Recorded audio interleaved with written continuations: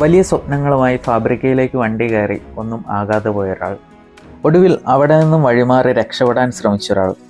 പരാജയപ്പെടാൻ തയ്യാറാകാത്തവർക്ക് ജീവിതം പലപ്പോഴും രണ്ടാമതൊരവസരം കൂടി നൽകാറുണ്ട്.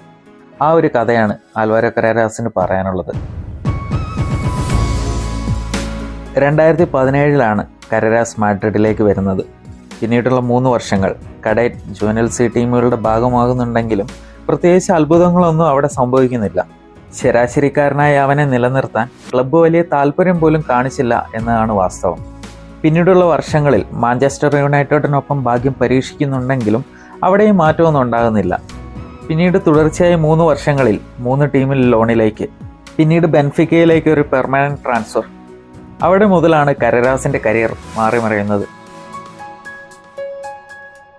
പോർച്ചുഗീസ് ലീഗിലെ തുടർച്ചയായ മികച്ച പ്രകടനങ്ങൾ. ചാമ്പ്യൻസ് ലീഗിലേക്ക് വരുമ്പോൾ ബാഴ്സലോണയ്ക്കെതിരെ ഉൾപ്പെടെ ബെൻഫിക്ക പരാജയപ്പെടുന്നുണ്ട് എങ്കിലും മികച്ച പ്രകടനത്തിലൂടെ ശ്രദ്ധേയനാകുന്നുണ്ട് കരേരാസ്.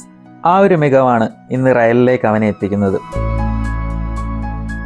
പ്രതിരോധത്തിൽ വൻമതിൽ പണിയുമ്പോഴും ആക്രമണം മറക്കുന്ന ഫെർലാൻ മെൻഡി, നന്നായി അറ്റാക്ക് ചെയ്യുമ്പോഴും ഡിഫെൻഡ് ചെയ്യാൻ മറക്കുന്ന ഫ്രാൻ ഗാർഷ്യ. റയലിൽ നമ്മൾ കുറേ കാലമായി കാണുന്ന കാഴ്ചയാണത്. എന്നാൽ കരേരാസിലേക്ക് വരുമ്പോൾ ഡിഫെൻസീവില് മികച്ചു നിൽക്കുമ്പോഴും മികച്ച ക്രോസുകളും ലോങ് ബോളുകളും ഒക്കെ കൃത്യതയോടെ നൽകുന്നതാണ് കഴിഞ്ഞ സീസണിൽ നമ്മൾ കണ്ടിട്ടുള്ളത്. ആ ഒരു മികവാണ് കരേരാസിന്റെ വരവ് വേഗത്തിലാക്കിയത്. കരേരാസിന്റെ ഇഷ്ടപ്പെട്ട താരം മാഴ്സലോ ആണ്.